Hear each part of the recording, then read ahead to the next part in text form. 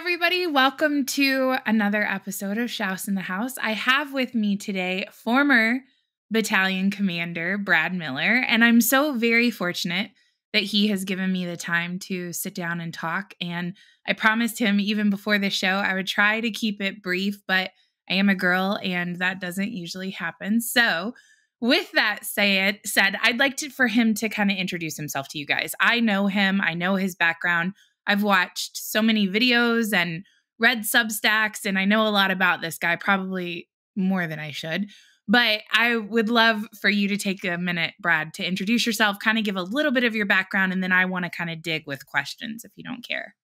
Yeah, sure. I mean, thanks so much for having me on. So, just to give a very brief overview as to who I am and, why people even care to talk to me.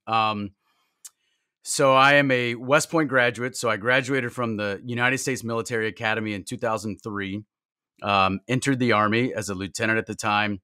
And, fast forward, went through my career.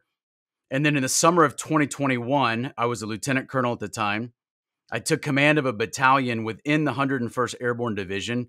For those who might be familiar with that unit in the Army. So I took command of a battalion in the summer of 2021. And then a couple of months later, the COVID-19 vaccine mandate, mandate went into effect. Long story short, I refused to comply with the mandate. I also did not want to order my troops to take it against their wishes. So I was relieved in October of 2021. And then in the spring of 2022, I submitted my resignation from the Army and then completed my time. Actually, completed the resignation and got out in the fall of 2022, which means I left the Army with a total of just over 19 years of active service. So 19 years, 3 months, and 15 days to be exact. I got out September 15th of last year. So about 14 months ago.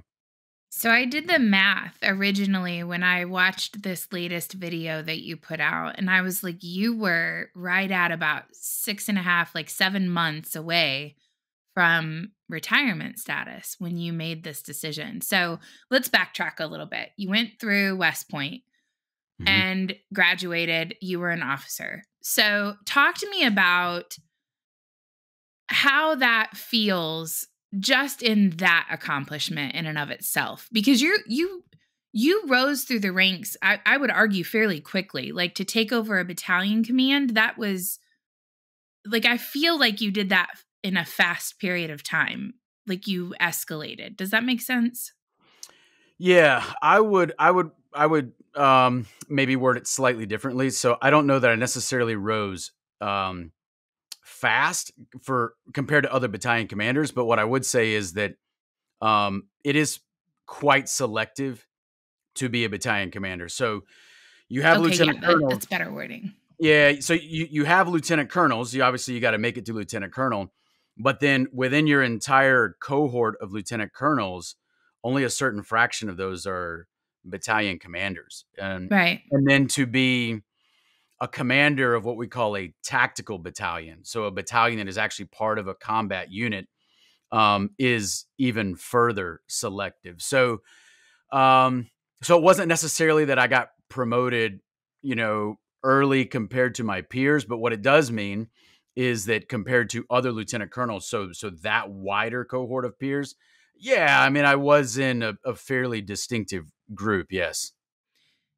If you were to talk about like how you felt up until 2019 about your career and your service in the military, would you say that you were happy with your career? Were you happy with the Army that you served, or were you already starting to have issues with?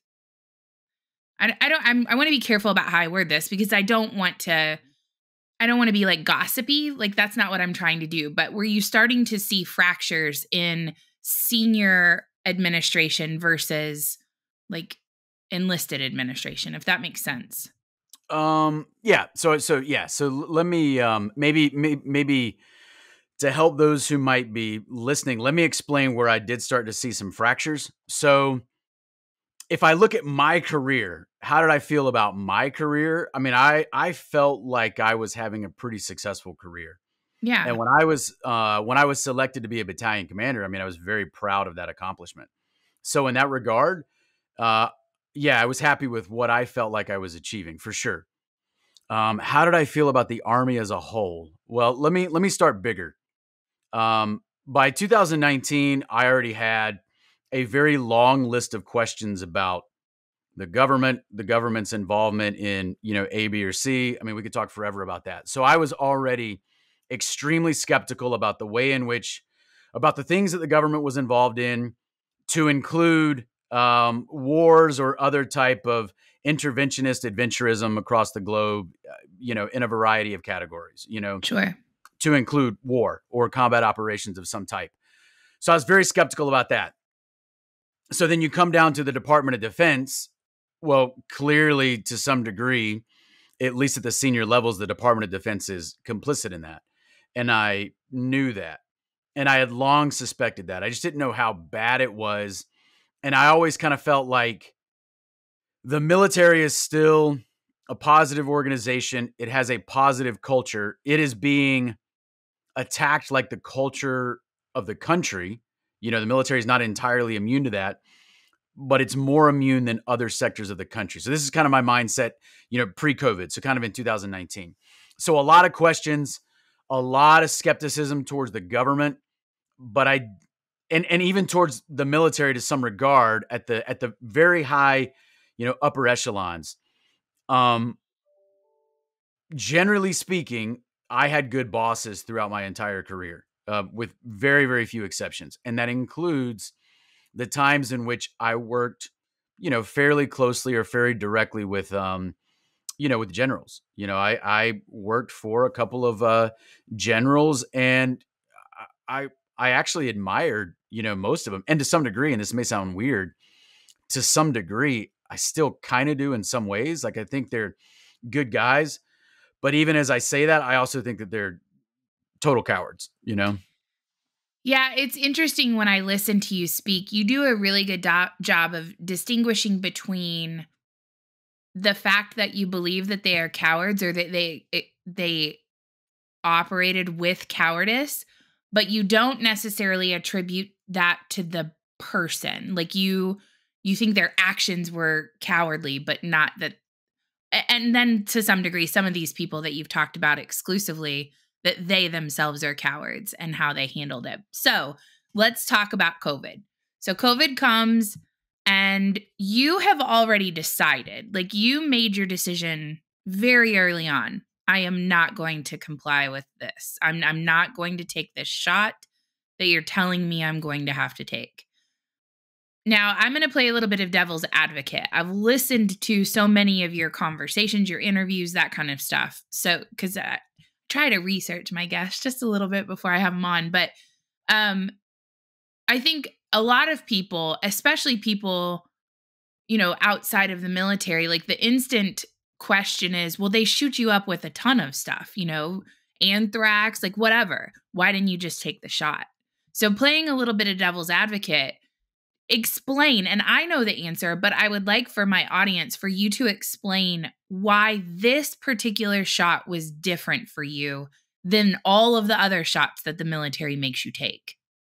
Yeah. So fantastic question. And I think it's completely valid. Um, so I have a lot of skepticism towards vaccines in general, but, and right now, I would tell you that going forward, I don't plan to take another one, and if I don't have any kids, but if I had a child born right now, I don't know that I would give him any vaccines. Probably not, probably zero.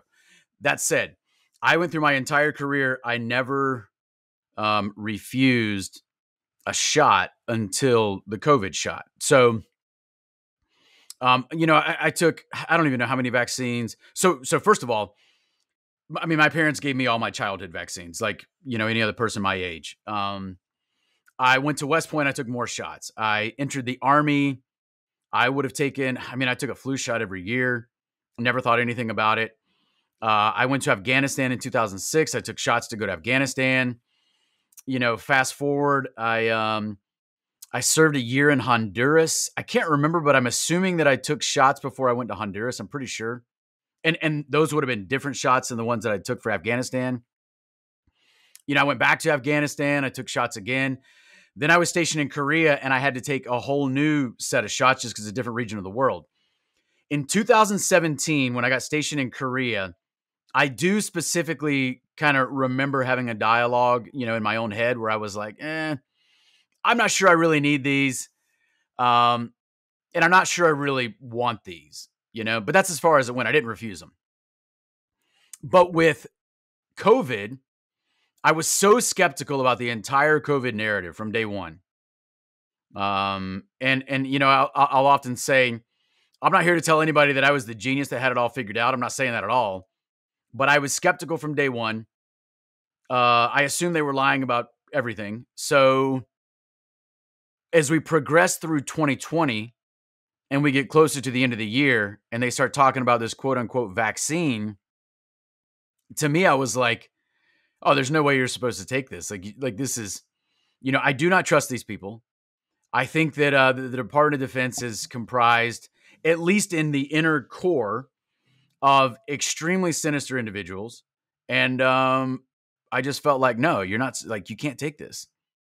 Like, this is, what if whatever COVID is, what if that's to set the stage to get people to take this shot? Now, I do think there were a variety of objectives that they tried to accomplish with, the COVID op. And I call it an op because I think it was kind of an operation that was perpetrated against the United States and against the wider world. But yeah, so even as far back as 2020, by the time we got to the end of the year and they're talking about this vaccine and Operation Warp Speed, et cetera, no, I was never going to take the shot. I never even considered it, no matter what.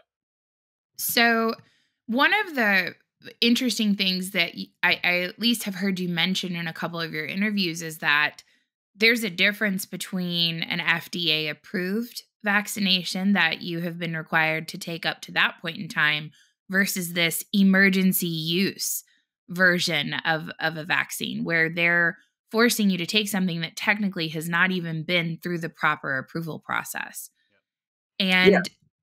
Go ahead. Yeah. Fantastic point. So, and a lot of people still to this day do not understand this, to include a lot of people in the military, which I think is, when it comes to senior leaders and those who force these shots on other people, if I'm viewing this as charitably as possible, I can perhaps view their ignorance 2 years ago as just that, right? Right. But now with all the questions, all the red flags that have come out, if you don't know this kind of bait and switch I'm about ready to explain, if you don't know this now, it's because you're being willfully ignorant. You're choosing to not look into it, which means you're a coward because you're choosing not to inform yourself. So, the Secretary of Defense implemented the mandate on August 24th, 2021. One day prior, August 23rd, the FDA had approved a product, which was a Pfizer product. So a lot of people, they hear, oh, the Pfizer shot is approved. And then premised upon that approval, DOD then says, hey, you know what? There's an FDA approved shot, so we can mandate, because the troops can always go take that FDA approved shot. And then if the troops decide they want to go take one of the other, one that's not approved, that's on them, but there is at least an approved shot, for them to take. That was DOD's, their supposed reason. The problem is that that's not exactly what happened. That's not the product that was actually approved, right? Correct. So the product that was approved, you got kind of, the way to think about this is there are kind of two different products that are kind of under the Pfizer umbrella. So you've got this Comirnaty product, which is basically a ghost product. So it's a Pfizer Comirnaty product, which was never produced, or at least some people say it was produced, but it was produced much later. The point is that when it was supposedly approved by the FDA on August 23rd, it was not available. It had not been produced. So there was no way in the United States to take it. But people don't realize that there are more than one Pfizer product. The Pfizer product that was available was the Pfizer BioNTech product. So if you were waiting for an FDA approved shot and you hear that the FDA has approved the Pfizer shot, and then you're in the military and the next day you're mandated to go take it anyway, you might go to your local clinic on your base and say, hey, I want the Pfizer shot because that one's approved. Well, what they're going to give you is the Pfizer BioNTech product, which is not approved. That is not the Pfizer Comirnaty product, which for all intents and purposes doesn't exist. You can't take. But you don't know that. You just think you're taking the Pfizer product. So it's very clear fraud. There's intent there to mislead people and to misrepresent an unlicensed product as a fully FDA approved product. So, I mean, it's just, like, I mean, it's complete fraud. So a total bait and switch. Now, here's why that's important. So in this scenario, this hypothetical scenario where we've got a soldier who goes to the clinic and says, hey, I want the Pfizer one because that one's approved. I feel that one is safer, So when he gets that Pfizer BioNTech shot, if he then gets injured and he says, well, I'm going to sue because this is FDA approved, which means ostensibly it went through more thorough vetting. Yeah, but not so fast, because you took the Pfizer BioNTech shot, not the Comirnaty one, which means you took one that is not FDA approved and therefore only remains under emergency use authorization. And so that emergency use authorization means that you, the person who took it, you incur all the risk because you are choosing to take an EUA product. Now, that service member then might say, yeah, but I didn't know. I didn't know that there were two products, and I took the one that I thought was FDA approved. And DOD's like, yep, sucks to be you. I mean, this is literally the situation that occurred, and to some degree is still occurring because people don't know this. They don't know that there were two products and that there was an intentional, there was an intentional desire to mislead people there. It was a complete bait and switch. Yeah. And so, okay. So fast forward just a little bit. Don't go too far through the timeline. And I'm so sorry. I know that you have relayed this story multiple times, but I do think that my audience will benefit from it. Sure. So next step, you have been mandated. You're at a training at Fort Polk at this point, right? That's right. When this takes place. So you're at Polk, you're told you're going to have to take the shot, and you're like, I'm not taking it. So that's when you notify your commanding officer, not going to do this. Yeah. So, let's set the timeline. So, that is largely September, that what you're talking about. I spend September at Fort Polk, Louisiana. So I take command June 10th, 2021. I'm the commander of a battalion. I'm a lieutenant colonel. My direct boss is a colonel. He's the commander of the brigade. The brigade has multiple battalions within it. It has 7 in the case of my brigade, the brigade that I was in. So, I mean, from the very beginning, as I was coming into command, I told my brigade commander, my direct boss, hey, sir, just so you know, I haven't had this shot. I don't plan to take it. I know people are going to judge me because of that. I accept that, He writes back, hey, got it. Thanks for telling me. This is via email. All good. It's not mandatory yet. You're good with me. And to his credit, he never pressured me to take the shot, So in July, this is still pre-mandate. Mandate's not till August. In July, from watching the news and just seeing the way the wind is blowing, like, I know that the mandate is coming. In fact, when I took command in June, I knew I was on borrowed time. I mean, I knew I was going to get fired. Command should be a 2-year assignment. I knew I would not make it to the end of those 2 years. So, did you know that you were going to get kicked out of the Army, essentially? I know you officially submitted your resignation, but you were forced out. So did you know that, or did you just think, okay, they'll put me back to lieutenant colonel and I'll serve out my time there? I didn't know, but I thought that it was at least possible that I could kind of like limp along for 2 years, Sure. Even if I'd been relieved of command. Right. But that's kind of how I thought about it to myself. I can kind of limp along to the finish line, if you will, and at least make it to 20. And I had planned to kind of go past 20. I had kind of told myself, I'll do about, if things are going well and I get promoted one more time to colonel, which was kind of a goal of mine, I kind of told myself, I can do about 25 years and then retire. So So in I'm July sorry, of I didn't 20 mean to interrupt all your good, all train of good. thought. So I in was just July of curious. 2021, I've been in command for a month. I go back to my boss. I see him in person and I tell him, "Hey, sir, so I know and you know this mandate is going to drop anytime now. And just so you know, my stance has not changed." And he paused for a second. This is in person. He paused for a second and then he says to me, "I hope it doesn't come to that."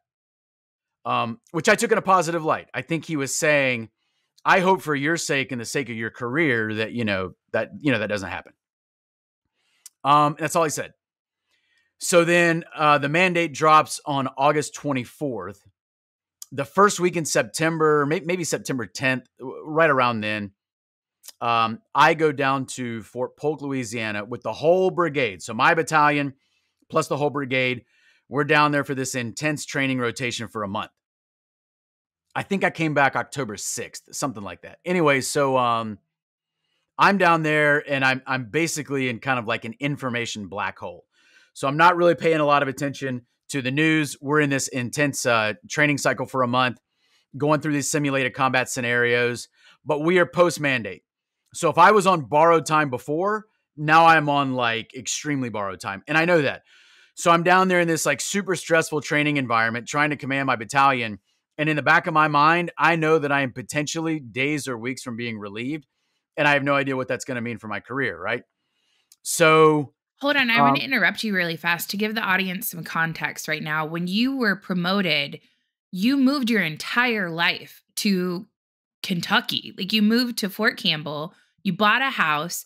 So in your personal life, you were committed. Like you made the decision and the move and the change to uproot your life into this essentially foreign place from where you were before. And so that's also weighing on your mind, I'm sure. Like you've changed your entire life around for this and we're what, 5 months into your promotion and you're already worried about what's going to happen when I get home.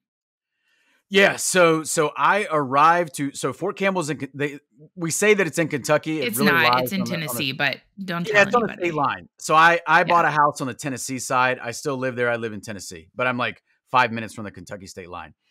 But I arrived in June. I bought a house, which I knew was an extreme risk because I didn't know if I would have a job much longer, which turned out to be true. But so anyway, so we finished this training rotation. But because I'm down there in this training rotation, everything that I just explained to you about the bait and switch between the two different shots, I didn't know any of that. Now I didn't trust the shot. I did not specifically know about this Comirnaty and Pfizer BioNTech, bait and switch. I didn't know that. I just wasn't going to take the shot. So then we returned from Fort Polk, I think on October 6th. On October 22nd, I am suspended from command, and then I'm formally relieved on October 28th. And then I would say closer to December, maybe even January of 2022. That's about the time that I realize about the whole bait and switch, which I was not even aware of when I refused the shot. So that just drove home the point that, on top of everything else, on top of this being based on lies, on top of the entire COVID narrative just being, whatever it is, it's not what they're telling us it is. Now it's just very clear that the order itself is just completely premised upon fraud. So let's talk about when you were informed that you were going to be suspended.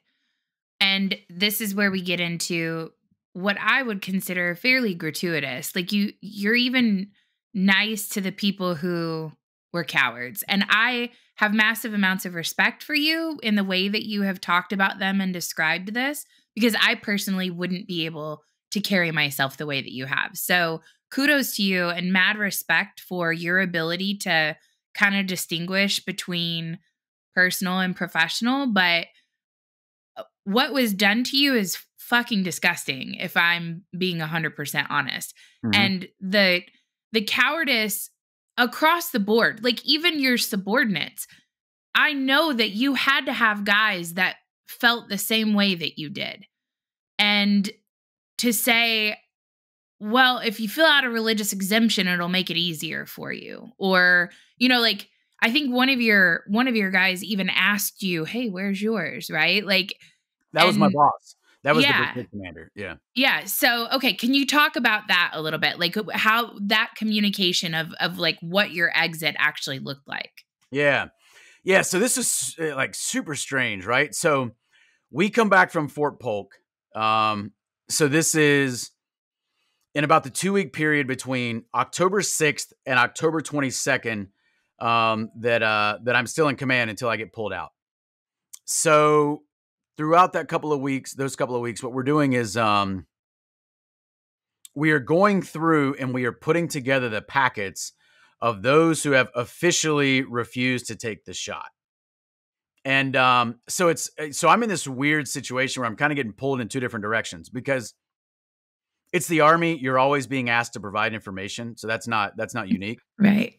So on the one hand, I am like constantly, kind of hounding my staff, like, "Hey, do we have this information yet? Because we've got suspenses. We gotta send this information up quickly." So we're gathering it from my subordinate units, which are the companies. I have 7 companies in the battalion. So I'm getting their packets. My staff at the battalion level is like collecting those packets. I'm taking a look at them, making sure that we have all of them.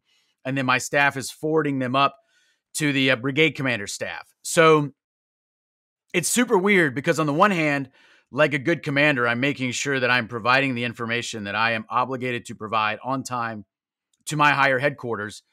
But on the other hand, I'm providing information about these refusals, of which I am one. So as this is going on, I get a text one afternoon from the brigade commander, whose name is Colonel Mark Fedorovich. So Colonel Fedorovich texts me and he's like, "Hey Brad, I got your packet, and I got the religious accommodation requests for some of the other packets from your battalion, but where is yours?" So I texted him back and I said something like, um, "Yeah, sir, I decided against submitting one. I was going to. I even started the paperwork, but I decided against it because I am against this wholesale, and I'm not looking for an exception for myself." So my thought on that was just to explain that. So did I and do I have religious objections to the shot? Yes, of course I do. Just like plenty of other people do. Most of those objections center around the apparent use of fetal cell lines in either the research and or the production of the shots. So I have those concerns just like a bunch of other people. But for me, that's not my only concern. And if that weren't a concern, I still would never have taken the shots. So for me, if that were my only concern, it would almost be as if I were conceding the shots are safe, the shots are effective, the shots are necessary.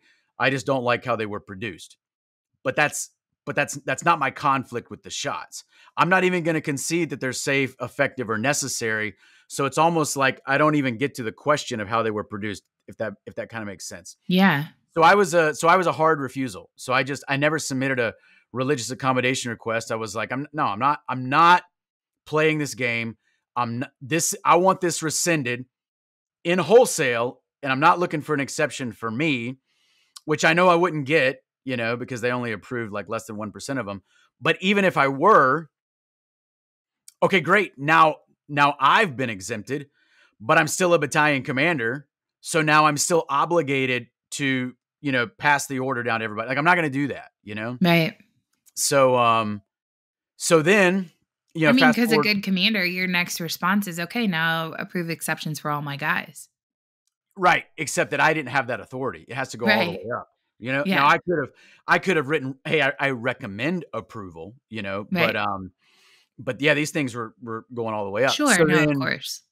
So then fast forward, and on October 22nd in the morning, um, This is I the day don't, you were going to address your guys, right? yeah, so it's a Friday. So Yeah. October 22nd, 2021. I can't remember what morning, but it was early. It was like 8:30 or so in the morning. So roughly. I get a text. It's from Colonel Fedorovich, my boss. "Hey, Brad, I've been told I've got to suspend you today." So when he says I've been told, I mean, there's only one place that could have come from. His boss, my boss, 2 levels up, the division commander. So that would be a 2-star general. That was Major General J.P. McGee. So he was the commander. He's not anymore. He's already moved on to a new assignment. But he was the commander of the 101st Airborne Division, like the entire division, you know? So a 2-star general, a major general. So I had told my guys, hey, on Friday afternoon, I want to address the battalion. Now, this is pretty common. We would do this, you know, once or twice a month. It was pretty common that on Fridays, when there was not some crazy training going on, we would try to release the guys early, especially if the week had been pretty hectic. So that was pretty common. And that was not my policy. That's a policy in many units in the Army. So we were going to hold a formation at we were supposed to release them by 3. We were going to hold the formation at 2 or 2:30. So, and I just wanted to address the battalion. And the reason I wanted to address the battalion was because I wanted to tell them, I do not expect to be your commander much longer. So, so on Wednesday or Thursday, I told my battalion command sergeant major, who's the senior enlisted guy in the battalion, kind of like your right-hand man in command. And then my operations officer, just kind of as a heads up, hey, you know, let's plan to do this. Let's put out the word because I want to address the battalion. So I get this text that morning, hey, I got to pull you out of command today. So this is kind of the, you know, the message that I knew was going to come at some point. So I'm reading this text in my office on the phone and I'm like, okay, well, this is how I'm being notified that, you know, I'm going to be This is pulled out of awkward. command. So, you know, Thanks I'm for kind the of like, text message, bro. yeah. So I'm kind of like, all right, cool. So am I like suspended as of now, you know, Right. you know, is this message about to self-destruct, you know, like, what is that, Inspector Gadget Yeah. back in the day? So like as of receipt, am I relieved, you know, effective immediately? Right. I don't know. So, Well, okay, can we just talk really fast, like, how disrespectful that is for yeah, I mean, it gets worse, but yes. Yeah, I know, but, like, just as, like, the girlfriend that texts you to break up with you, right? Like, that happens. Right. You don't relieve someone of command through text message. Like, have the decency to walk into the man's office or look him in the eye.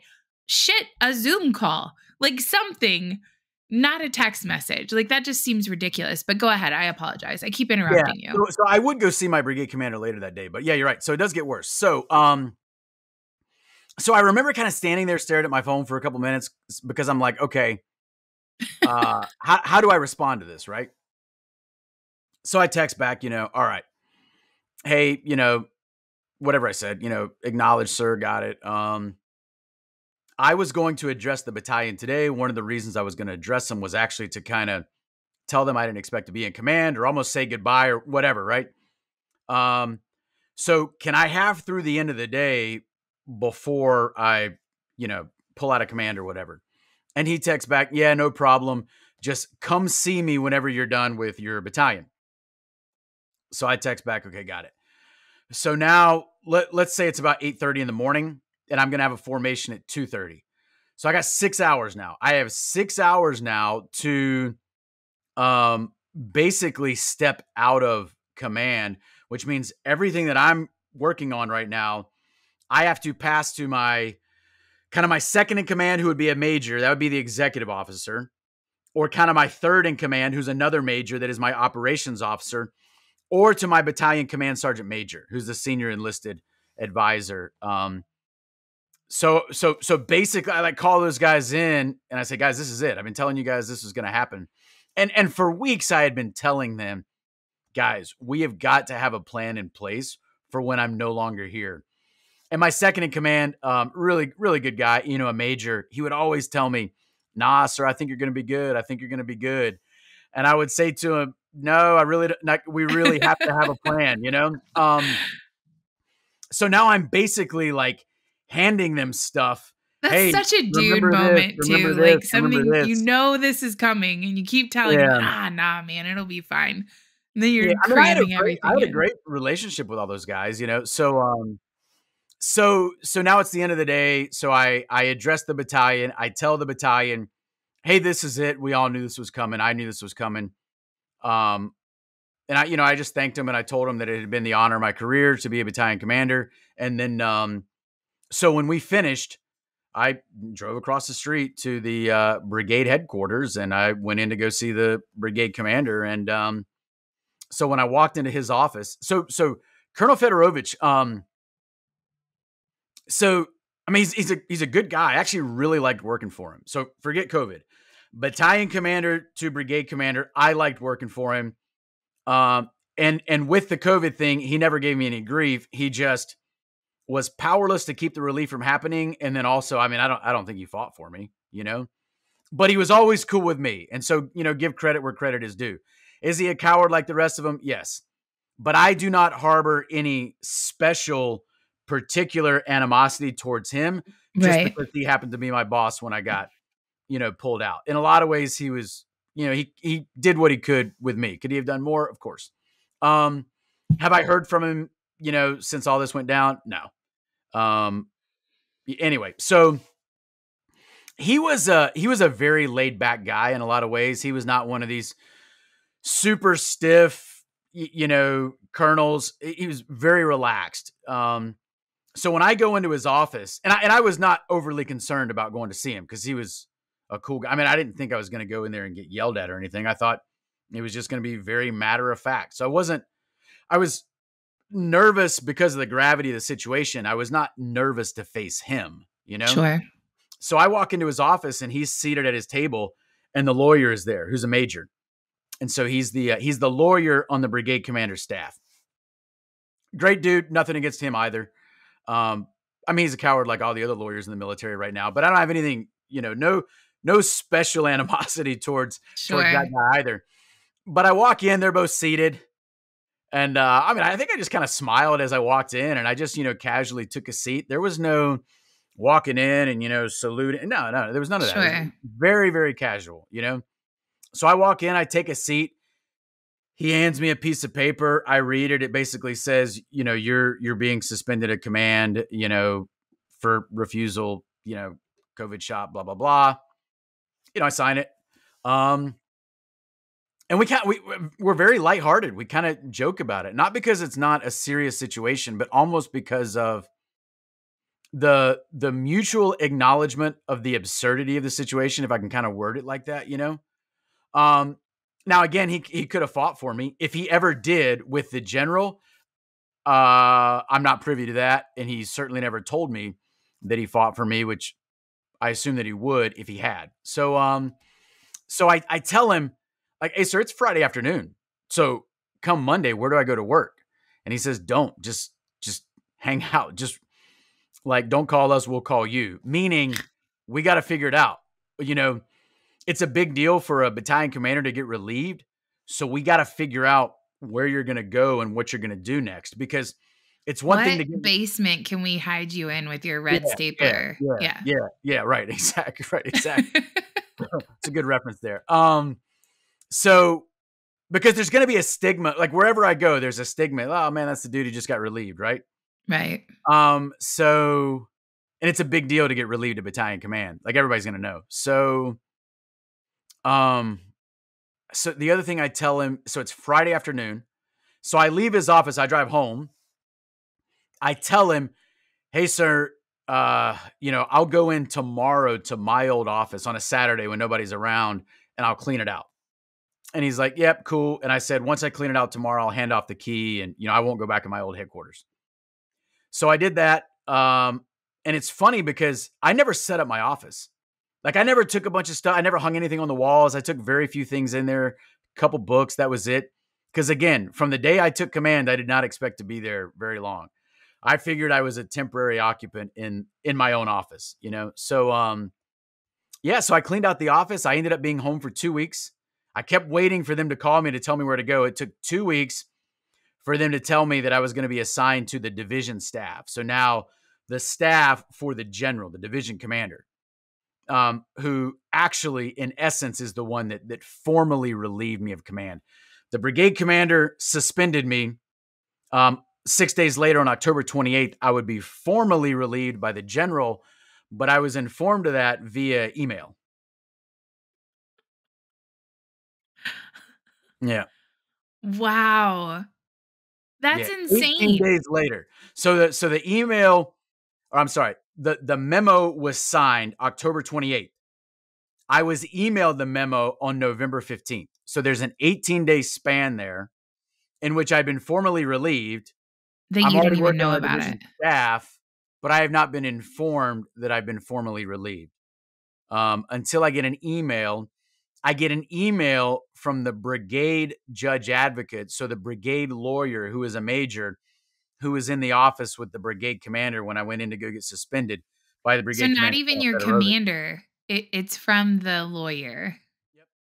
Yep. So I'm being Wow. notified of my relief, not from a commander, but from a lawyer. So someone who, a lawyer is a staff officer. He makes recommendations. He is not the commander. He is not the relieving authority. Sure. It takes a commander to relieve a commander. So, yeah, so I'm being notified, and not even by the division lawyer. Interestingly enough, who was a roommate of mine at West Point like 2 decades earlier. That's kind of an interesting wrinkle. If What? this That's were a movie, that would crazy. be kind of one of the subcurrent themes that would have to be developed. So Um, we are in a simulation is what you're telling yeah, me. yeah. So that there's a weird dynamic there too. That the guy, the division lawyer, right, who is making his recommendations to the general. Um, so you could kind of think about him as the prosecutor in a way, kind of. Um, so we are on opposite sides of this issue. And so once I do get relieved and I'm on division staff working, I would come across that guy every now and again, and we would like chat in the hallway or whatever, pure small talk.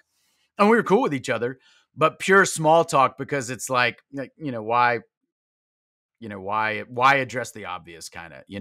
Sure. Yeah. So what was your formal, I guess, insubordination? Was that your formal reason for being Um, relieved of duty? it was for disobeying a lawful order, you know, Wow. which is totally untrue, you know? Okay. So let's fast forward a little bit. So what was the process once you went and became a staff of the person who fired you, which is the irony there is just great. But what was that process like between then and when they finally like how did you get to the point where you had to submit your actual resignation? Like what did that look Yeah. like? Yeah. Okay, good. Cool. So this is so I get suspended on October 22nd. I go home for 2 weeks. We're like a week now into November when I go back to work. I'm on division staff. So division staff is it's a couple hundred people. I mean, it's a big staff, quite a few lieutenant colonels. So in that regard, I can kind of blend in. And to be honest, like everyone's super cool with me. And I kind of, as I'm meeting people, um, assuming that my reputation has preceded me, right? I make sure people know like why I was relieved because I don't want people to think I was relieved for, a drunk Drugs or driving yeah, incident sure. or, some sort of like, improper relationship with just whatever. There Sure. are different reasons why people could be relieved. So I want to make sure people know, hey, it's because I refused this shot, which, all you dum dums took. That's kind of the subtext there, right? So, um, so everyone's pretty cool with me. I get placed in what's called the G5 section, which is the plans section, which was a good fit for me. Um, I had attended a course earlier for a year. It was a master's producing course in which you kind of learn the way in which the Army kind of conducts planning. So it was a good fit for me. So I'm there in the plan section, helping some other guys, do different plans for the division. All right, great. So for the most part, like I said, everyone is pretty cool with me, but I am learning about this whole community bait and switch. Like, I mean, I'm still researching this all the time and trying to figure out, is this going to continue to stick? Are people going to resist this? And is there any chance? Because I still have this hope in my mind. This can all be reversed, and I can be put back into command. You know, Yeah. like I still hold out some hope that, you know what, that is at least possible. So even Um, after all of that, so like I asked you how you felt about being in the army up to the point of COVID. So even after all of this, you still would have taken your position, your command back if they had offered it to you. If that had been a situation where they were like, you know what, we fucked up. We shouldn't have made you guys do this. We had enough people file exemptions. We see now that we were wrong. We see the myocarditis numbers for a lot of these guys. We fucked up. So just kidding, Brad. Come on back. We'll give you your command back. You would have said yes at that point in time. very likely. Now, Okay. now, my perception was I know it's starting to different change. now. We'll get to that. But I Yeah, like at that moment in Like time. there's a high probability that I would have, depending on how much time had passed. Because at that point, if I can still make it to 20 years, then I want to do that. And um, so when I took command in June of 2021, I was right at the 18-year mark. So the 2 years that I would have been in command would have taken me right to 20 years. So for me to make it, so we're talking, this is November of 2021. For me to hit 20 years, I have to make it to May 31st of 2023, right? Right. So I'm at 18 and a half years by this point. So, yeah, it'd be much better to do that as a commander than it would be to be a staff officer in the division headquarters. So yeah, I likely would have taken my command back. However, I might have retired right out of command rather than try to go on and get promoted again and stay in this clearly corrupt organization. So it would have been dependent on what were the conditions under which they would have taken me back, or would everyone have congratulated me and have been like, you know what? Not only are we going to give you your command back, but we also acknowledge that you were one of the very, very few people who actually kind of did the right thing and drove home the message that this was, ultimately unlawful, Sure. because Hold I on, I found have out one more question for you before you keep going, because this is the mentality is interesting to me. So if you would have taken that position back, you would have been serving under the same people that are cowards. Would that have been hard for you? Like, would that have been hard to go back and be a subordinate to someone that, for all lack of better terminology, is a fucking pussy? yeah, but you know what? So yes, but let's assume that they kind of, oh, hey, mea culpa. We A we little were wrong. crow, yeah. You were actually right, and we acknowledge that. So let's Yeah. just assume that for a second. Um, and it would have kind of changed the power dynamic. So even if they didn't do that, it would have kind of changed the power dynamic because they would have been my bosses, and would I have had less respect for them than I otherwise would have, or perhaps should have? Yeah, probably.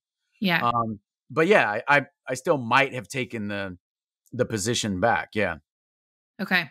So fast forward. I'm sorry. I keep interrupting you, but if I don't ask these questions now, I'll forget to come back to them in a little bit. So where you're there, you're in on the staff, and you have until May of 2023. Did you have expectations at that point in time that you would last that long on the staff in that moment? I had no idea. I had no Okay. idea, but I was like hating life. Um, Okay. I imagine that you would. yeah. So After you worked so hard to get to where you were, to then just be yeah, lumped in with a yeah, it was kind of weird. So, because on the one hand, I was hating life, but that's not the entire picture. So, how does Charles Dickens open up A Tale of Two Cities? It was the best of times, it was the worst of times. sure. So there's kind of that dual aspect to it because, um, I am also, I don't know how to say it other than I'm actually really proud of myself at the time. So, for example, when I walked out of my brigade commander's office, clearly I felt a variety of emotions. But if I had to pick one that was the chief standout emotion, it was pride, like pride in myself, because I was like, you know what? I can look at the other accomplishments throughout my career. Graduated from West Point, or I don't know, graduated from Ranger School, whatever it is. All these different assignments that I had. going through the School of Advanced Military Studies, being selected for battalion commander. None of those hold a candle to um, being in the position that I am now, where under extreme pressure, where nearly everyone sold out, in my mind, I didn't. And to me, that's a far greater accomplishment than all that other stuff, which is also very important, which I'm very proud of. But like, this is the culminating moment of my 4 years at the academy, where it was drummed into my head for 4 years to choose the harder right over the easier wrong.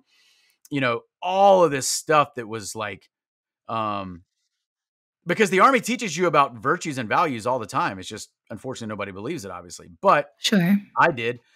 So even now, when I'm on division staff and I hate what I'm doing, and being a staff officer working on all these plans in this, little corner office, is way different than being a commander. Um, and I've gone from like here to here, kind of, but I'm still very proud of like what I've done. So when I say I'm hating life, I only mean that. First of all, I only mean that in terms of my professional life. I mean, everything outside the Sure. Army was fine, and I only mean that um, in kind of the way in which kind of my career has been turned upside down. Right. But I do feel like, in a way, how do I say this without sounding like super conceited? I do feel that, in a way, I feel different than everybody else, and in a good way, you know? Right. Like, I mean, I would imagine they feel dirty. Like, look at what we did to people's careers, their lives, and we did that some over of 'em. a shot? Yeah, Like, some of really? them. I think some of them back then, because we're talking 2 years ago. I think some of them Right. back then still probably thought that I was an idiot, or Yeah. or that I was, um, unnecessarily being a zealot. Like, Yeah. "Dude, it's just a shot. You've taken how many other shots?" Like, yeah, I would get that kinda question a lot, but I will tell you, so right after I go up to division staff, I have a conversation. We're actually out in the field doing some training, and, with the division staff. So I run into the division chaplain. So this guy's an ordained minister. I don't remember exactly what denomination. Doesn't matter, but he's a chaplain, but he's a former special forces guy, you know? Right. So this is like a total, um a rough dude who has been there and done that, and is now a chaplain. Very unique individual. I didn't know him that well, but he comes and finds me. So we actually go and break bread together, which, when you're in a training environment in the field, means you go eat, an MRE, Am the I practice right over MREs. on this? So it's like, hey man, come, let's go talk. So we grab our MREs, we go over, it's just he and I, and we're chatting. And he's like, hey man, I've heard about your story. Tell me what happened. So we're talking. And he told me, he's like, hey, listen, personally, I have nothing against the shot. I took it. I don't have the same beef with the shot that you do. But, and this is him talking to me, but I absolutely respect your ability to stand up for what you believe in, and to sacrifice what you just gave up. And then he told me something where he said, he goes, I heard about your story from the brigade chaplain.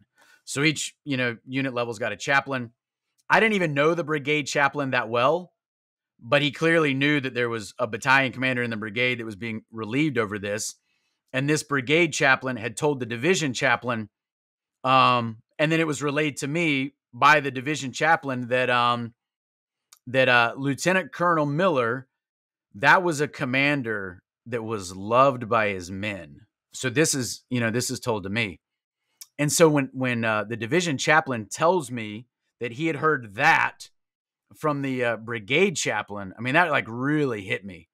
And I was like, wow, because I'm thinking to my head, I don't know that I've ever received a compliment more powerful than that throughout my entire career in the military. So, yeah. So anyway, I just kind of share that to try and paint the entire picture that there's a lot going on in this time period. I am very happy with the decision that I've made. I'm not happy, and I'm very frustrated about the situation that I'm in.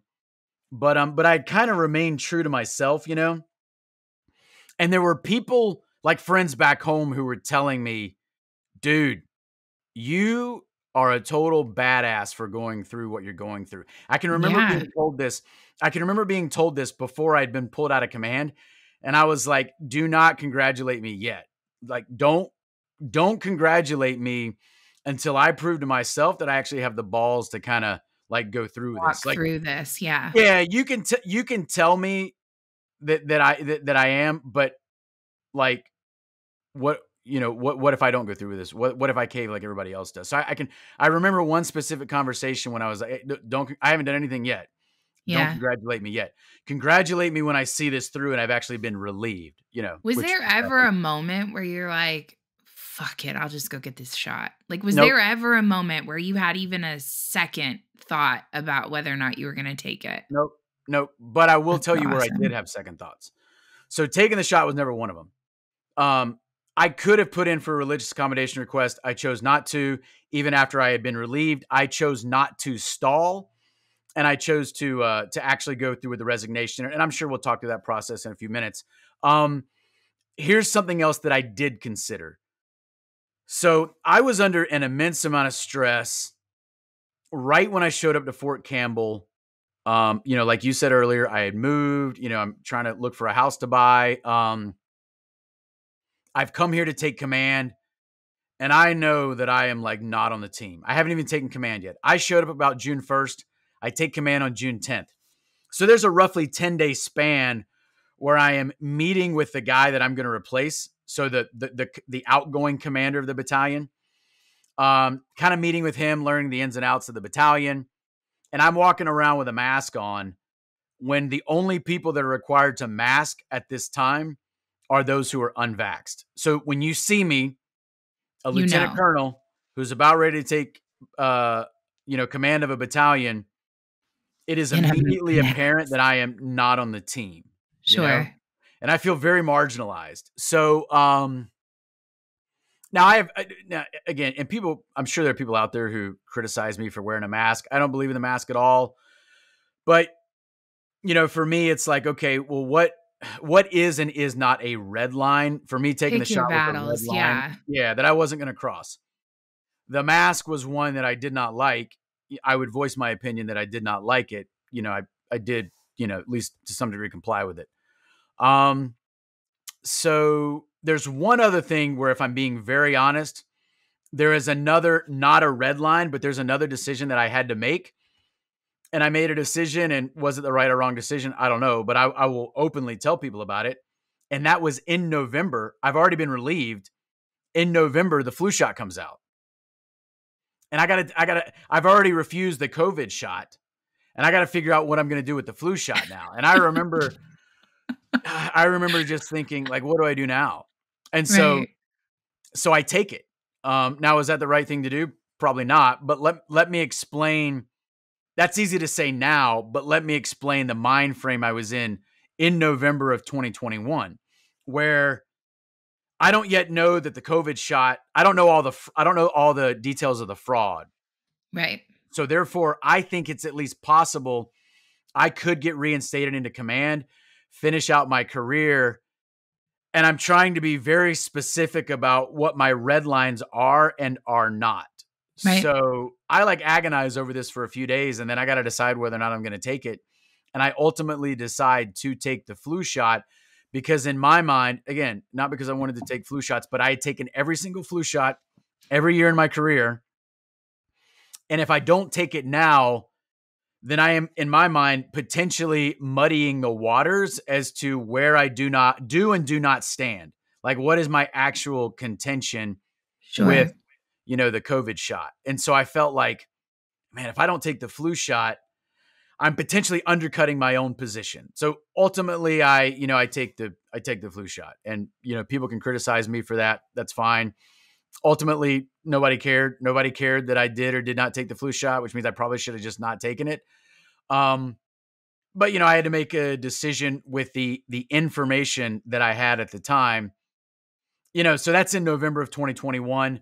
About December or January is about the time that I kind of come across the information about the bait and switch between the Comirnaty products and the Pfizer BioNTech EUA label or EUA products. And then also in January of 2022, there's a directive that comes out from the headquarters of the Army that says by July 1st, 2022, everyone in the Army will be COVID vaxxed unless you have an approved, exemption request, What was that date again? So the directive from the Army was published on January 31st, Okay. but the date was July 1st. So January Gotcha. 31st, this memo comes out saying by July 1st, 2022, the Army will be a 100% vaxxed force for COVID. The only exceptions being those who get, an exemption request approved. And we know that that number is only going to be 1% or less, Right. But in that memo that I'm reading, there is a stipulation in there that says, like you're going to get separated. So by July 1st, if you are not vaxxed and you don't have an approved exemption, you will be separated from the Army. But there's a stipulation in there that says, in lieu of separation, you can pursue resignation instead. And if you resign and you have nothing derogatory in your file other than just the refusal to take the COVID shot, then you will retain your honorable discharge. And the word on the street was, it wasn't in the memo, but the word on the street was, if you were going to get kicked out for refusing the COVID shot, if the Army kicked you out, then you were not going to leave with an honorable discharge. What? Yeah. Well, of course they wouldn't put that in writing because that would be really bad. It would be. So, so now I got to make a decision. So I know that the situation is worse than I thought it was. I'm Right. aware that on top of the shot being based on lies and the whole COVID narrative, blah, blah, blah, blah, blah. Now I know about the just very clear, explicit fraud with the bait and switch between the Comirnaty and the BioNTech products. I'm aware of that now. And I realize, okay, I got to make a decision on whether or not I am going to resign or whether I'm going to try and stall. So this is January 31st, this memo comes out. May 31st of the following year is like my 20-year mark. So I'm 16 months away. But July 1st of that year, is like if I'm not vaxxed and I don't have an exemption request approved, I'm going to get kicked out. Well, Right. between July 1st and May 31st of the next year, there's like 11 months. So how do I get past that date for like another 11 months Sure. unless I can find some way to legally stall? Through submitting an exemption request, it gets denied. I put in for an appeal, and then I try to keep like the litigation process open for 11 months after this July 1st date, if that kind of makes sense, Yeah. So I'm having this debate with myself in my head in January of 2022. So the date says, if you're going to resign, you have 30 days from the publication of this memo to submit your resignation. So 30 days from July 31st is March 2nd, 28 days in February, right? So March 2nd. On March 2nd, I submitted to my unit my resignation paperwork. So I literally took the entire 30 days to deliberate, and then I handed in my resignation paperwork on March 2nd, 2022. And I did it for two reasons. The practical reason is, by doing so, I retain my honorable discharge. The more moral reason is, I was like, I'm not going to try and relitigate or appeal and then litigate and try and stall to make it to 20 years. Because if I do that, I'm doing it for money. I'm doing it for my, reputation and to retire and keep the retired rank and for my pension. I'm not doing that. I'm going to stand up and say, I am not going along with this. And now I don't think I can trust being in this organization. So now my perspective has changed a little bit from a couple of months prior where I was like, hey, maybe I can still take command. Right. But, now I know about the clear fraud with the shots, the bait and switch. This directive has come out. More time has passed. You know, I've now been out of command now for over 4 months. So I'm like, I don't even want to be in this organization anymore. I do not trust the senior leaders, and I feel that they are not making good on their oath to the Constitution. And I'm in this weird situation. And even though it seems paradoxical, I'm in this situation where I feel like I cannot remain in uniform and make good on my oath to the Constitution. I'm actually going to have to take the uniform off. And by doing so, I can probably serve the country to a greater degree.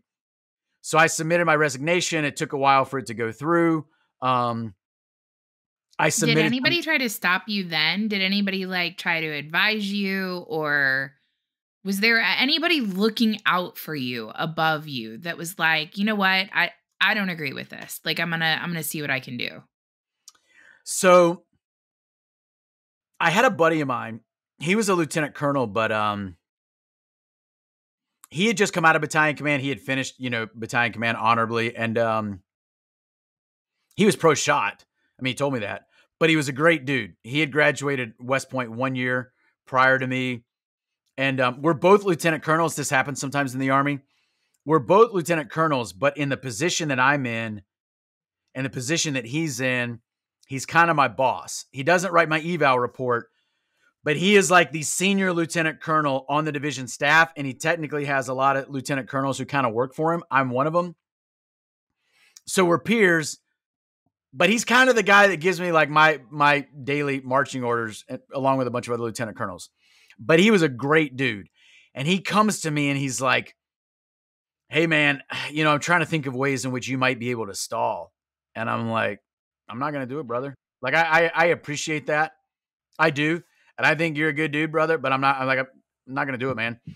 And here's also, if I'm telling the story of people who tried to, talk some sense into me. So JP McGee, the general, still a general in the Army now, he was the division commander. He's the one who ultimately relieved me of command, did not do it in person. Would not see me in person about it, a move that I think is totally cowardly. However, he and I had a conversation in August, just prior to the mandate, one-on-one. I was still in command, and he was actually pretty cool with me. In his office, behind closed doors, just he and I, a 2-star general and a lieutenant colonel, both of whom are commanders on opposite sides of an issue, know that the other one sees the situation differently. And to be honest, he was completely cool with me in that conversation. And now he totally disagreed with me. I think he was a true believer in the shot then. I don't know if he is now, but he told me, if you go through with this, you have to understand what you may be sacrificing. And he kind of laid it out like in monetary terms. If you give up your pension, you realize that over the course of your life, you're giving up, well over $1 million, blah, blah, blah. And I told him, like, yeah, I mean, I understand all that. I acknowledge all that. I'm not saying this is an easy decision, but I also, I'm not going to stay in for money. I mean, I'm not going to do it, I'm not going to do it. But I appreciated the fact that he was kind of doing his due diligence as a commander with one of his subordinate commanders and kind of saying, "Hey, Brad, if you're going to go through with this, just make sure you have the full picture, as you make your decision," which I think is, I mean, I admire that. I admire that he had that conversation with me. I'll give credit where credit is due, Right. That's what I've appreciated about everything that I've seen from you. Sorry, I am listening to you. I have a fly that keeps buzzing around and it's driving me insane. So like I keep muting my mic and trying to kill it so that it doesn't look like I'm like a dead body sitting here with flies all over me or something. But right. I was like, I don't want him to think I'm not listening. Yeah. No worries. And whenever I edit this, it will only show the video for the person speaking. So I was like, Okay. I have so much respect for this story, but this fly is driving me crazy. So anyway, I apologize. So yeah, no worries. And I don't even know, like, when you're saying like talk sense into you, I think you were the sensible one. And I think, from anybody from the outside looking in, yes, it's fucking insane that you had to give up your pension and your career and all of that. That is the insane part. The sensible part was for you to maintain your your integrity. Your and so there's nobody, I don't know a single person that would look at what you did and say, "Oh, Brad just he really fucked up." Like I mean, I imagine you sleep better at night knowing that you carried through with what you intended to do because it was the right thing to do. Yeah, yeah. So when I say, talk sense into me, I mean that from their perspective is that they probably thought they were trying to talk sense into me. But Right. and you know what's weird? This is kind of sad. And this is not unique to me. I mean, I ask other people this same question all the time and I get a similar answer. But if you think I've had a lot of people, and I'm not saying you do think this, but I get asked this sometimes. If you think people have come to me in the last 2 years and said, you know what, man, you were right. Like, hey, I was a true believer 2 years ago. And now with everything that has come out, you were right. Almost nobody has ever told me that, you know? Wow. What about, so I'm curious, just I know you said only like 1% of the requests were approved. Just roughly, do you know the number of how many people were relieved of duty due to not getting the COVID shot? Yeah, so the official figure, I think it's 8,400. It's right around there, 82, 8,400, something like that. That's the number that DoD will give you as to the service members that were discharged specifically for refusing the COVID shot. That Now that doesn't number's encompass the number of people who didn't sign their reenlistment papers or anything like that. Yep. So like somebody like me is not included in that number because technically I resigned, which means I was not separated for refusing the shot. So you were Wow. exactly right. So those who resigned, like me, and I mean I'm not the only one, those who were going to reenlist but decided otherwise, those who were already post 20 years and therefore could retire, but retired at 20 or 21 years when they had planned to do 30. That Right. number is not capturing that. That number is also not capturing those 16, 17, 18-year olds that between now and the next, 1 to 2 to 3 years or whatever would join the military are now not going to join the military. Right. Many of whom, so for a lot of people, military service has been, generational, right? Dad served, granddad served, whatever. There's a lot of people like that. I mean, I saw that back at West Point. There were a lot of people at West Point who had a parent and sometimes even a grandparent as well who had gone to West Point. You see that all throughout the military. But I know so many people right now that are leaving the military, whether they're retiring or resigning or whatever it is, that are actively telling their teenage children, please do not go into the military. If uh, it's been my experience that if you were a GWAT vet, you're actively turning your children away from the military. And that, in my opinion, I guess, that's the first time that's ever happened. Like in the past, it's been a staple of pride for you to have served and then your offspring to serve behind you. Like that's a pride thing. And now I've never met somebody who was a GWAT vet that if you ask them a question, if you have a son or daughter that wants to serve, what would you tell them? Not a single one of them says yes. Not one. Right, right, right. And I would say it's kind of crazy because it's also not even that they are being neutral. It's that they are actively, in some cases at least, they're actively discouraging their children who perhaps otherwise might be interested, but yet their parents are actively discouraging them from looking at the military as an option, you know? Yeah. So that actually kind of leads me into what I wanted to talk about on a macro level with America, the military at large, that kind of stuff. I did have someone who asked me to ask you the question, so I want to get to that. I want to make sure I ask that. Yeah. The question is, do you think that COVID impacted training and readiness? And what do you think about the state of the military today in being able to respond to conflict? What changes would you make if you could? Okay. Do I think COVID impacted training and readiness? So there are two ways that I could answer that question. So one is, do I think training and readiness were impacted by whatever it is that we call COVID because, people had to go home and were trying to work. I mean, and this happened. Units went home and were trying to work from home. Well, it's impossible to train when everyone's like at home. You can't really run an army on Zoom Right. meetings. You can hold meetings via Zoom meetings, and the Army does have a lot of meetings, but you can't train. So anyway, if that's the question, then the answer to that is yes. But let's look at it from the other perspective. My perspective is that, this whole thing, COVID, whatever COVID is or is not, and then also the lockdowns, the masking, the travel restrictions, and of course the shots. If we look at all of that as kind of the COVID op, which I certainly think that it is, then did that impact training and readiness? And yeah, absolutely.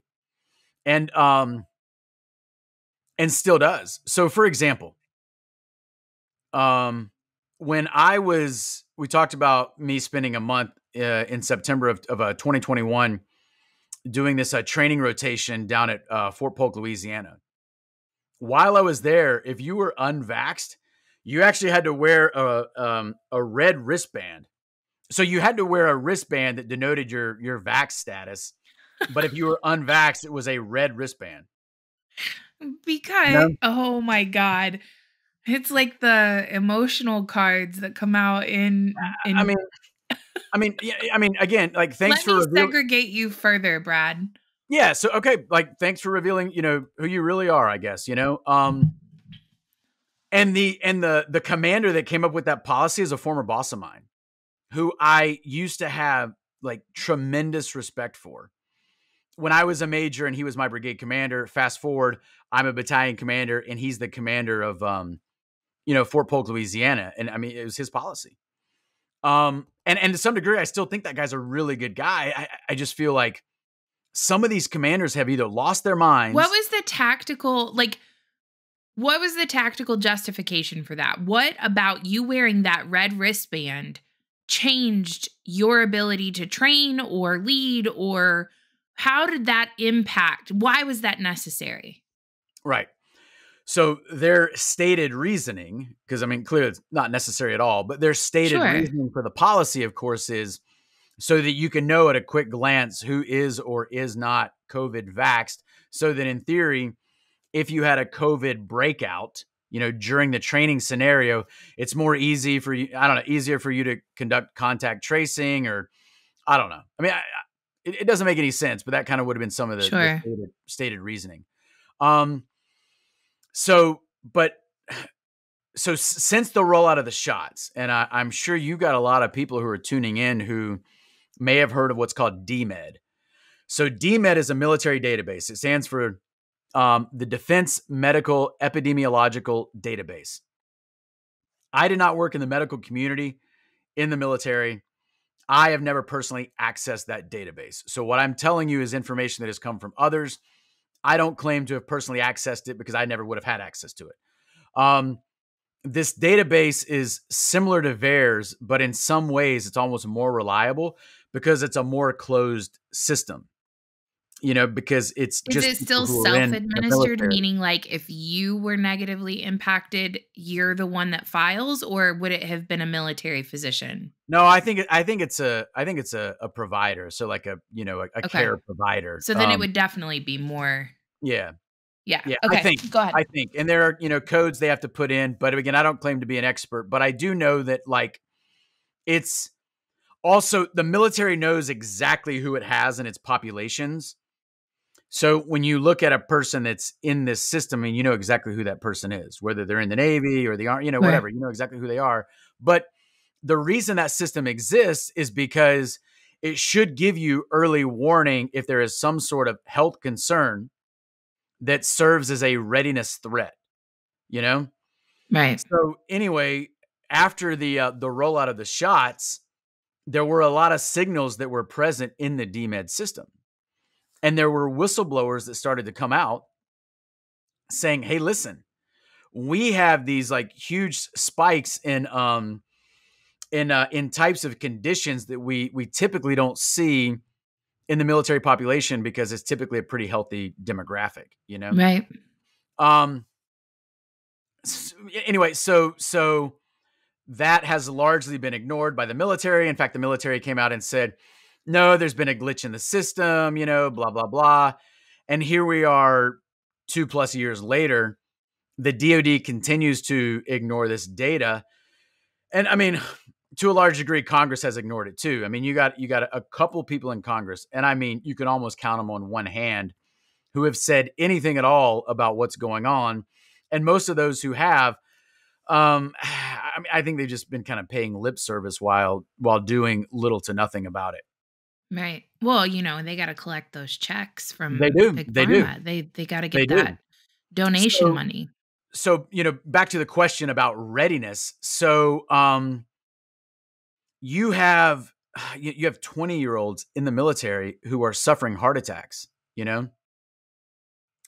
In large numbers. Yeah, and if you look at the numbers, we're not just speaking anecdotally. You can look at the numbers where the spike over the last 2 to 3, since the rollout of the shot is significantly higher than the 5-year average pre-shot. You can look at it for heart attacks and myocarditis and neurological disorders, autoimmune issues. And I don't remember exactly what the spikes are for each one, but those signals are there in the DMED data.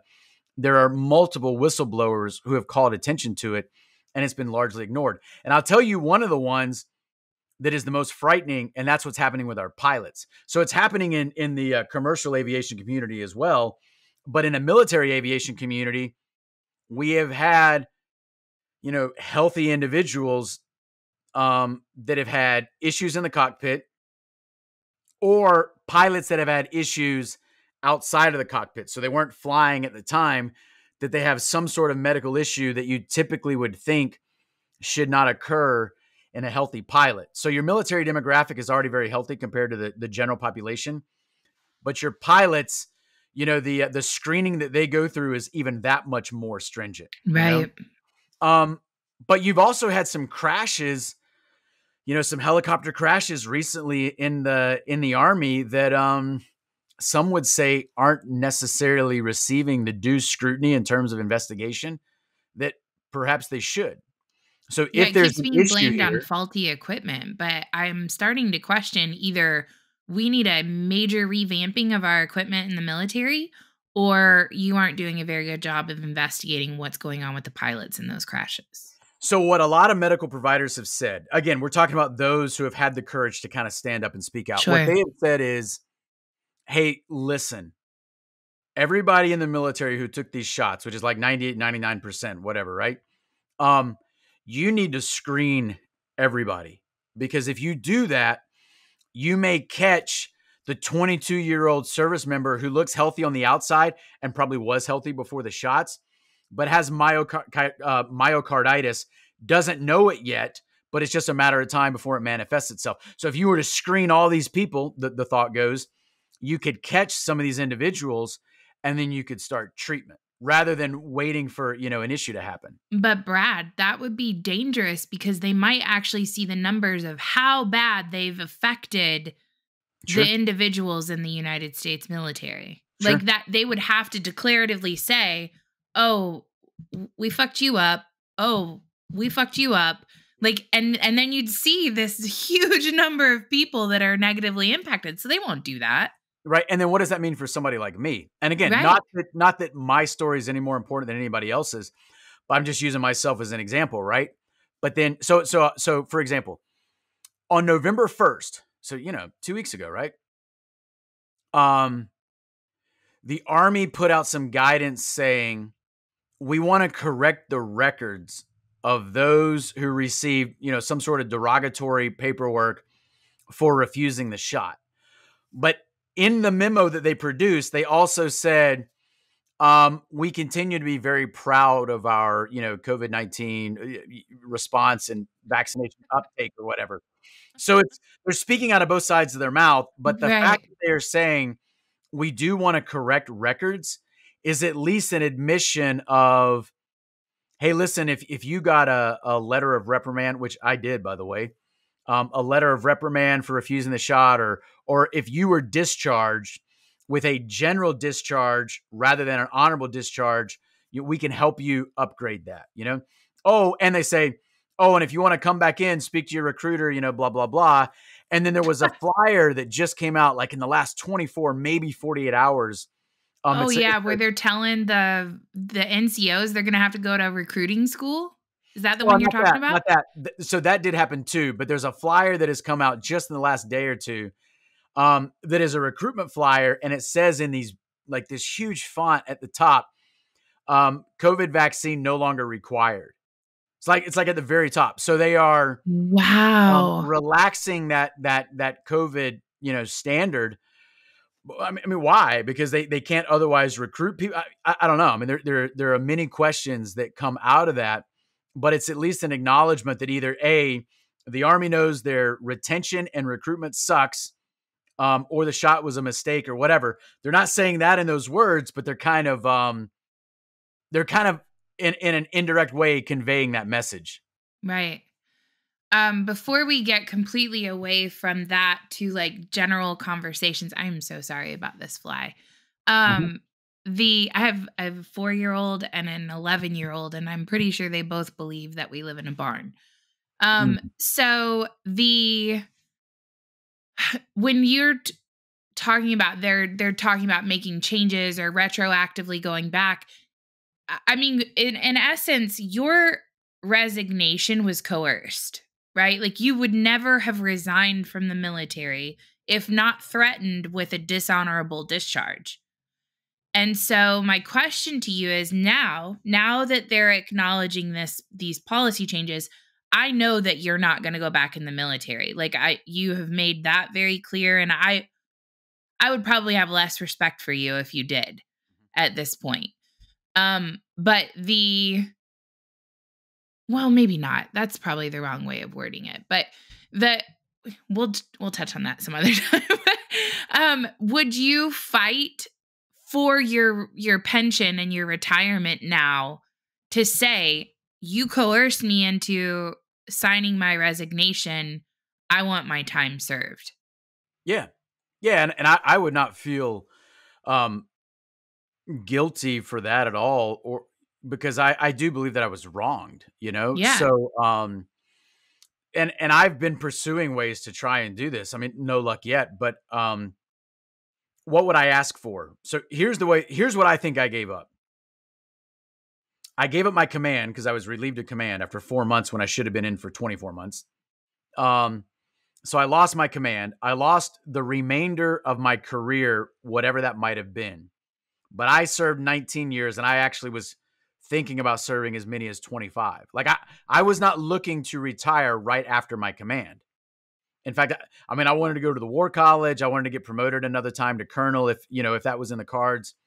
But whatever the remainder of my career was, whether I would or would not have been promoted, but whatever it was, that all got cut short. And then I lost my retirement pension. So my retirement status. So whenever people ask me if they're supposed to refer to me as lieutenant colonel or whatever, I always kind of say the same thing. If I send my bio to somebody, I refer to myself as a former lieutenant colonel because I'm not a lieutenant colonel retired. Like I didn't retain the rank because I didn't retire as a lieutenant colonel because I didn't retire. So I'm not a Right. lieutenant colonel. I didn't retain that rank. And in fact, I'm kind of proud of that because if people refer to me as a lieutenant colonel retired, then in some ways, not that they mean this, but in some ways it kind of diminish. Sometimes I'll kind of jokingly push back and I'll say, "Hey, don't take my resignation away from me." Like I Yeah. retired, so don't refer to me as retired when I resigned. That's why I You know, opened the show with former. I didn't say yeah, yeah, retired. yeah. That's typically how I kind of classify myself. Yeah. Yeah. Um So let's talk more on the macro. I know you gave me 90 minutes and I told you I would Oh, get we're good. We're good. We're good. We're good. um so we just had Xi Jinping in San Francisco, and I watched a parade through the streets with Chinese fucking flags and proverbial dick sucking for a communist dictator in our own country.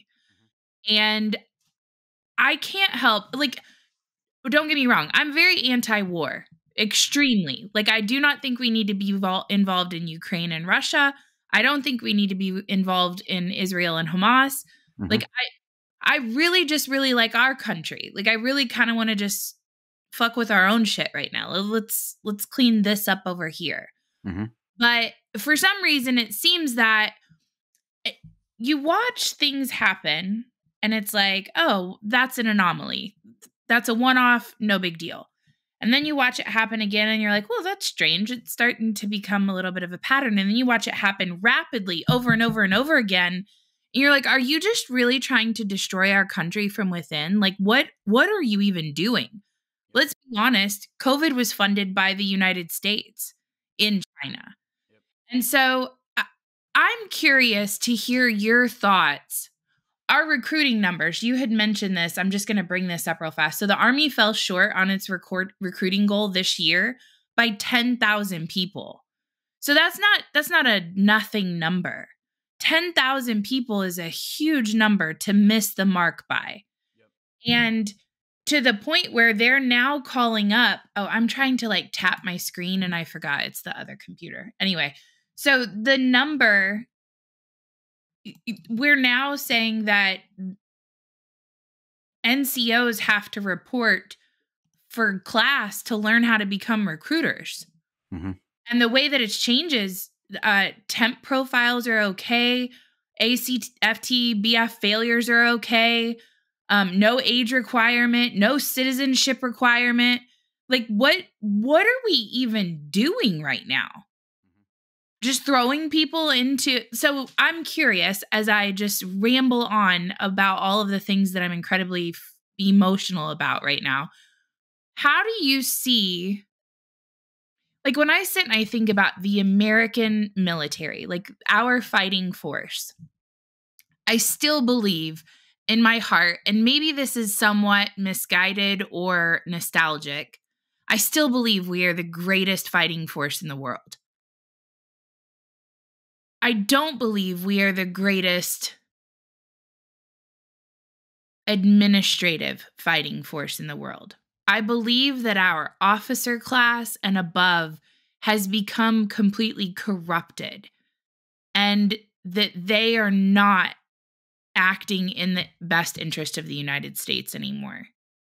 And I'm curious how you see that, because I'm just a mom in Indiana looking from, this very teeny tiny perspective. But I'm curious if you feel like right now, if China took Taiwan, if we could go fight China in a war, a full-on war.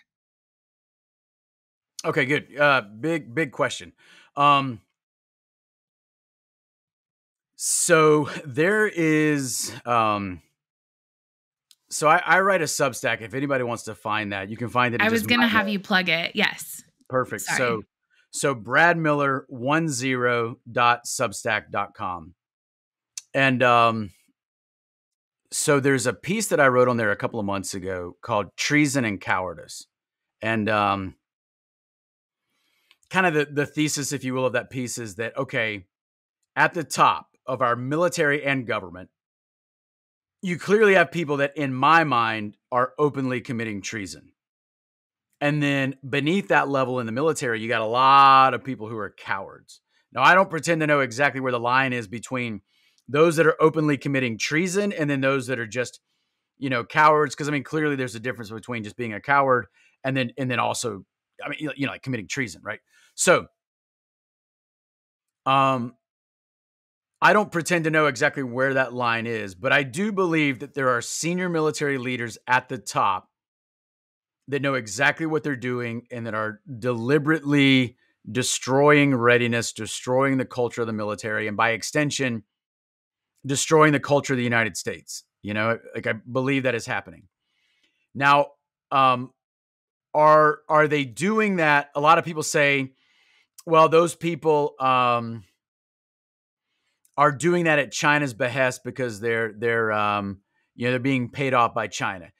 Is that true? Maybe, maybe not. I don't know. I tend to think that the same people that control the United States are the same people that control China. I mean, I kind of think it's these global networks that kind of are manipulating a lot of different sides.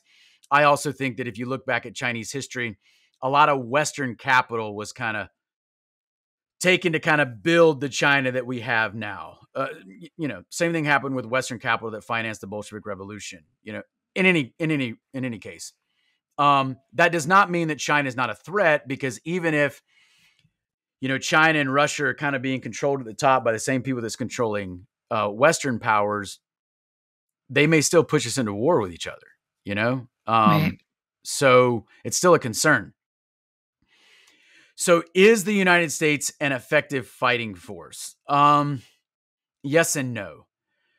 Is the United States military highly trained? In some ways, yes. And in some ways that training still stands. Now, I do think the United States military could be more highly trained. But you do have a lot of highly trained service members. You also have How a lot so? of, I'm curious what you would change. Like, how do you think they can be more trained? Give me some specific examples of what you think they could do differently. yeah, okay. So number one, your average unit in doesn't matter whether it's the Army, the Air Force, doesn't matter, spends way too much time doing this mandatory training on stuff that just doesn't matter. And I'm not even talking about the woke stuff. The woke stuff is a huge part and is its own disaster. But I'm talking about even aside from that. And people have gone through and they've crunched the numbers and they realize that in any given training calendar year, units are going to sacrifice just an inordinate number of hours doing complete bullshit, you know? And I will tell you, the more that I think about that, the more that I think that is by design. I think that is actually being directed at the top to have like this seemingly necessary mandatory training in order to occupy time and kind of further encumber troops, which then cuts into the time for them to train. That is the number one thing that I would get rid of. And I remember that when he was Secretary of Defense, Mattis supposedly slashed some of that stuff, for these reasons. I don't know how much of that took effect, but I do believe that stuff is deliberate. I don't believe that it is just people who think this stuff is necessary and then it just kind of grows over time. No, I think it's deliberate to have this stuff that sounds necessary, but in reality cuts into training time. That's the number one thing that I would change. And that is something that the average person is not necessarily aware of. They're hearing about the woke training, but they're not Right. aware that there's all this other just nonsense that just cuts into training time. So if you look at our ability to project power strategically, so you got all this hardware and advanced technology that the United States has, compared to other rival powers out there, and some of it's pretty sophisticated. Now, China also has some pretty sophisticated equipment, and so does Russia, and so do some other powers out there too, depending on what we're talking about. But before we even get to that, or before we even get to the sophisticated equipment that we use for our intelligence collection at the strategic level, et cetera, what I would say is most disconcerting is, what's in here. And that's, Yeah. you probably heard me talk about the moral injury before. Yes. So, regardless of how high tech or not our hardware may be, right? Or our other communication systems, et cetera, some of which again is very sophisticated. Don't get me wrong, but that stuff's still run by people, and you got a Yeah. lot of people right now that are disgusted with the military, and some people are even disgusted with themselves. So when I talk about moral injury, I typically explain it a couple of different ways. So when you commit an act, like we've all done throughout life, you do something that you feel guilty about. Well, you feel guilty about it because you did something that you knew was wrong. Or in other words, you committed an act that was against your own moral code. Sure. So when you feel guilty, that guilt is oriented towards an act. Whatever you did, you feel guilt because of that act.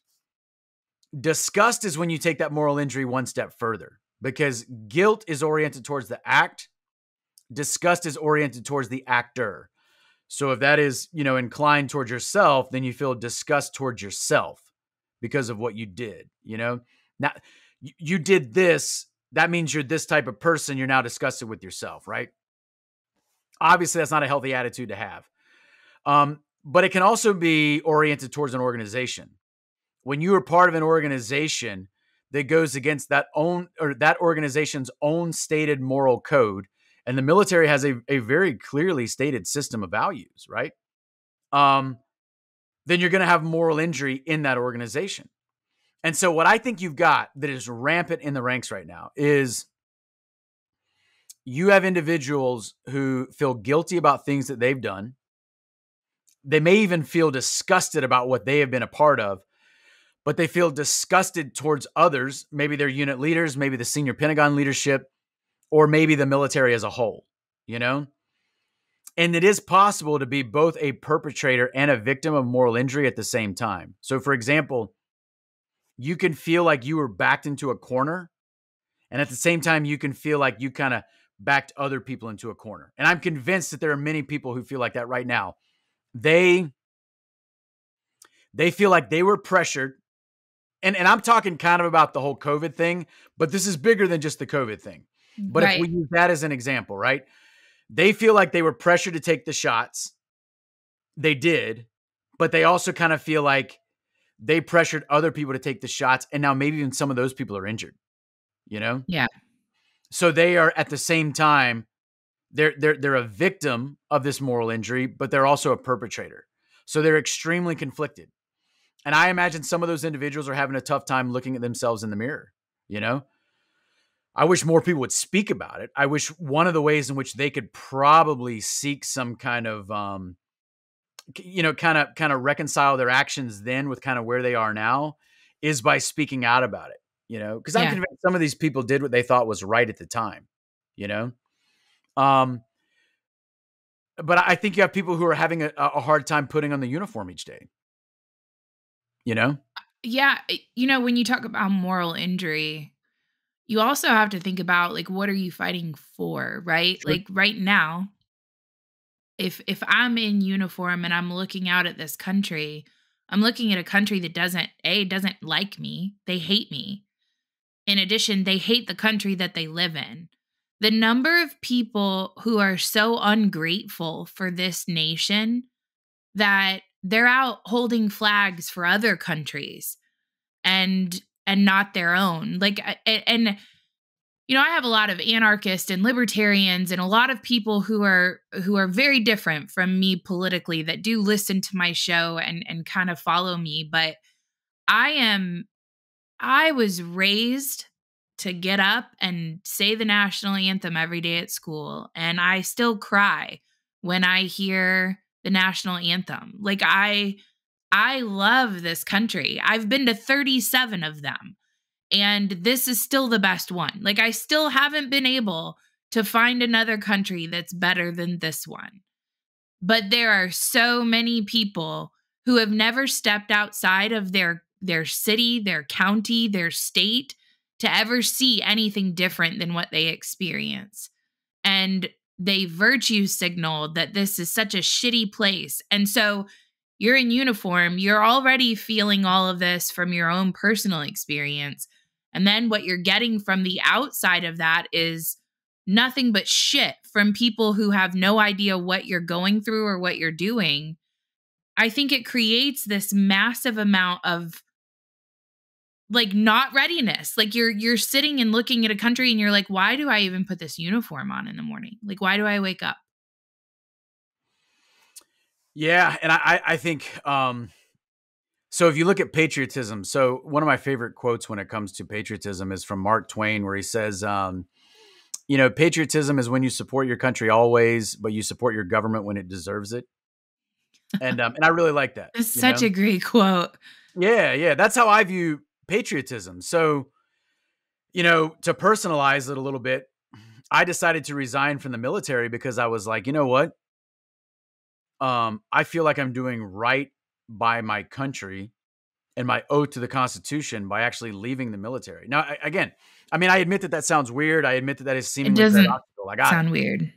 But I mean, if it is what it is, then it is what it is. So I feel like the government right now has made itself the enemy of the people, Yeah? and the military is part of the government, and the senior leaders in the military are falling in line with the government's targeting of the people. And I do believe that a lot of the COVID op was carried out by DoD. I mean, we look at DARPA. DARPA is part of DoD. You look at like DARPA's involvement in all this. It's very very dark, but also quite dangerous. And so for me, you got to draw a distinction between. So what's a country? Is it the people? Is it the government? Is it the sum of the history and the cultural identity and the values and the land of a specific place, or is it more than that? We can quibble about all of that, but I will tell you what, the government and the people are certainly not the same. And the No. country and the government, well, I mean, that's not exactly the same thing either. Yeah. Nope, you're 100% correct. Um, I have taken up way more of your time than I had originally anticipated, and I feel really bad about that. No, no worries, no worries. This was a lot of fun.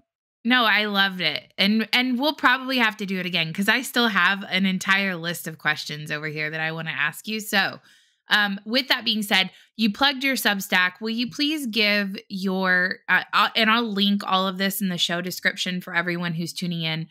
Your is Twitter the best place for people to communicate with you? Yeah. Yep. So you can go to my Substack, which is again bradmiller10.substack.com. I mentioned the treason and cowardice piece that I wrote. There's also a piece that I wrote specifically on moral injury. The title is Moral Injury. You can find me on Twitter. My handle is at bradmiller1010.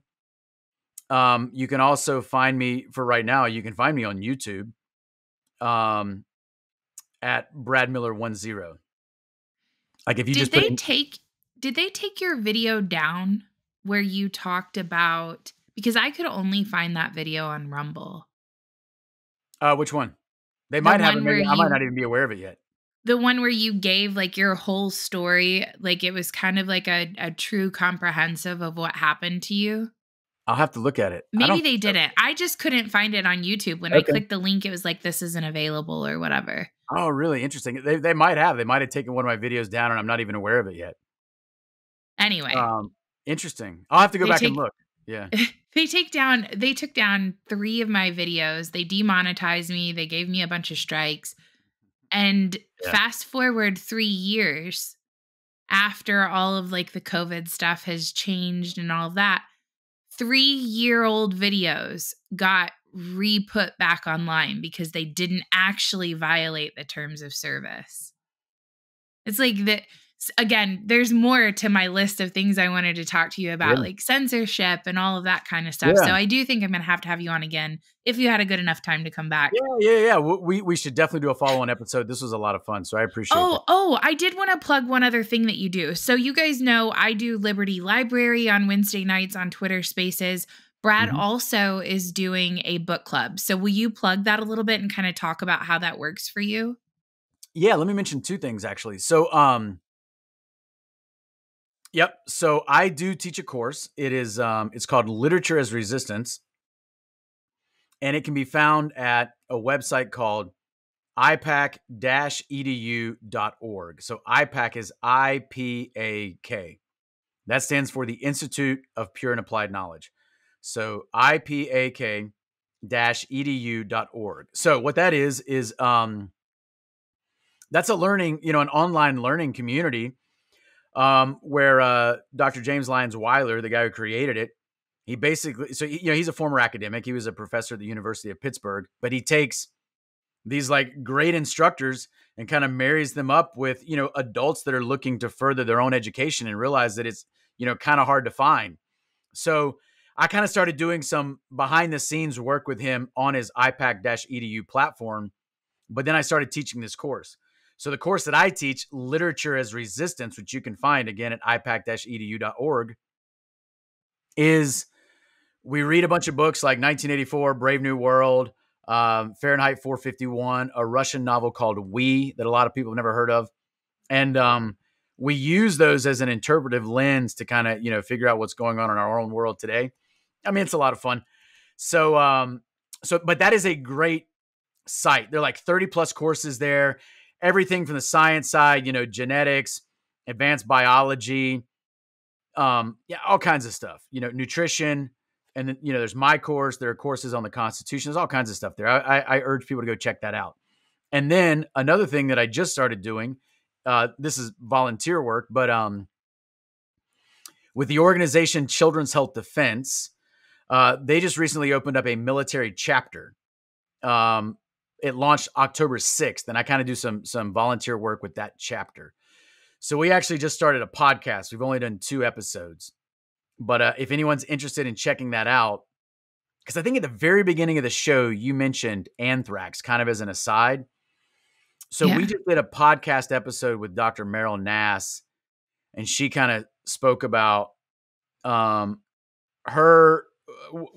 she did in terms of kind of trying to resist the whole narrative that was going on with anthrax and the use of the anthrax vaccine by DOD, a long time ago. So she was already aware of all of that. And she gave us a really good discussion in our latest podcast episode, kind of a then and now look at here's what happened previously with anthrax. And then you can kind of see the same playbook being used, but to a much larger degree with COVID 20, 25 years later. So that's an interesting episode. People can find that podcast for the military chapter CHD on Rumble. The podcast is called Guardians of Warriors, and you can find it if you go to our page on Rumble, which is MIL, M-I-L, in all caps, Children's HD. MIL Children's HD on Rumble. They can find that podcast. Awesome. Will you also send me the link so I can make sure I put it in the show description? I certainly will. And then just one general question. So you got out, you're not in the military anymore. What did you decide to do? Like, what are you, or can you talk about it? Like you might've gone like secret ninja and you don't want to talk about what you do in real life now. Yeah, right. So, I mean, I'm still trying to figure that out. Right. But I do quite a bit of work with IPAC-EDU. There's another company that I do some contract management work with that is just a speech pathology services company. And I don't have any experience in that field, but I just do some of the contract management. And now I do just this unpaid volunteer work, but it's a lot kind of with the military chapter of CHD. And then I do a lot of writing on my own at Substack, et cetera. So, still trying to figure out exactly how to what you want to be when you grow up. I try to figure out how to do. I try to figure out how to stay in the fight, and put the information and the message out there, but also do it in such a way that kind of, puts food on the table. I'm still trying to figure out how to optimally do that, Sure. It's funny. People have asked me often, would I ever run for office? Because I'm obviously, I think you can tell I'm pretty passionate about things, but I would never run for office. I would be terrible in office. But I am really good at holding people's feet to the fire and holding people accountable. So I'm way better on this side of the microphone than on the other side and on the camera and all that stuff. Like I have a face for radio, and I'm made to made to make people uncomfortable. So I love you. Thank you so much for coming on with me. Hang tight for just a couple seconds after I stop this, and we'll be good to go. Thank you guys for tuning in. Please follow Brad. Go to the links. Check out the different stuff. He's a great guy. Incredibly awesome. I'm just really excited that he came on with us. So thank you so much. Thank you.